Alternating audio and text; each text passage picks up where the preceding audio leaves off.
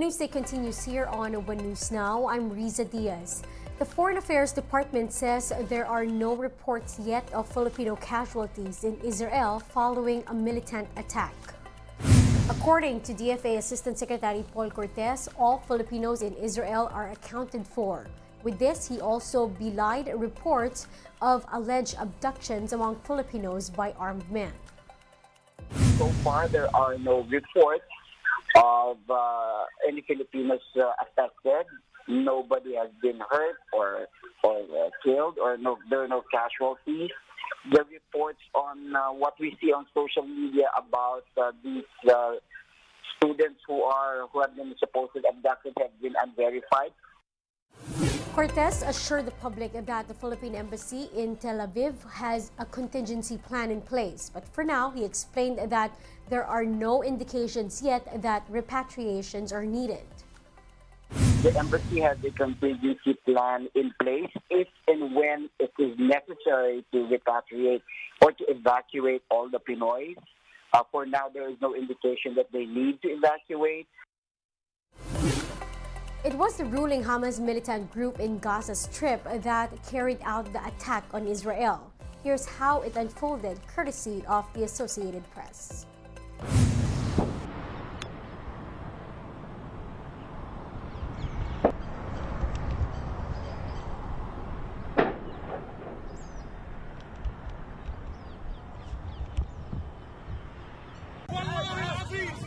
كل الدنيا شريك ايش شيء بخوف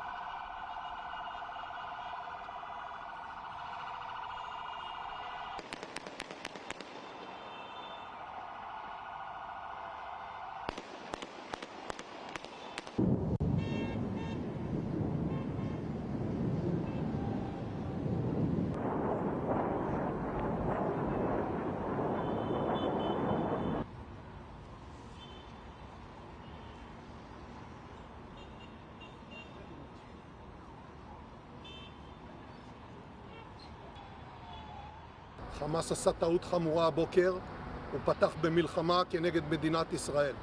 חיילי צה"ל נלחמים בכל נקודות החדירה כנגד האויב. אני קורא לאזרחים להישמע להוראות פיקוד העורף ולבצע אותם כלשונן. מדינת ישראל תנצח במלחמה הזו.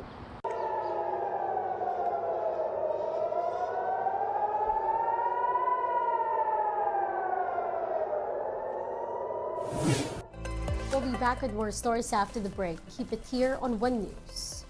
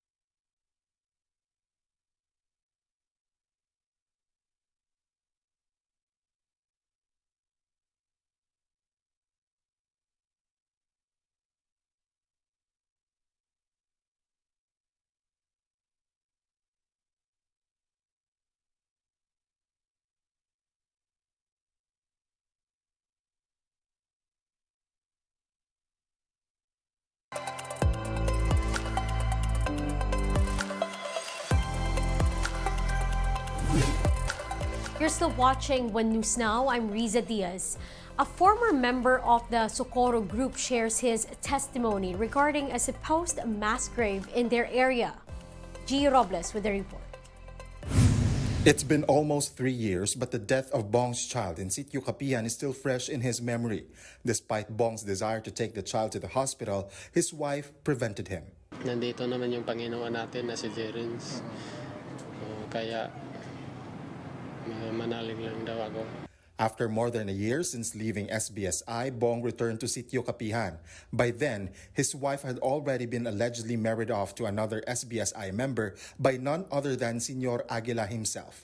Now, Bong's only purpose is to visit his child's grave. He immediately went on to cleaning. But since the site resembled a mass grave, he is not even sure if this is the exact spot where his child was laid to rest. According to him, most of the bodies there were newborns.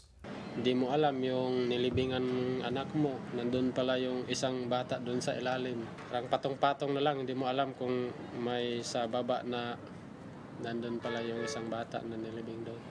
According to Task Force Kapihan, Socorro Bayanihan members had to endure an informal burial process for their loved ones. Nabalot lang daw ng lampin yung kanyang anak at saka inihagis doon sa mass grave.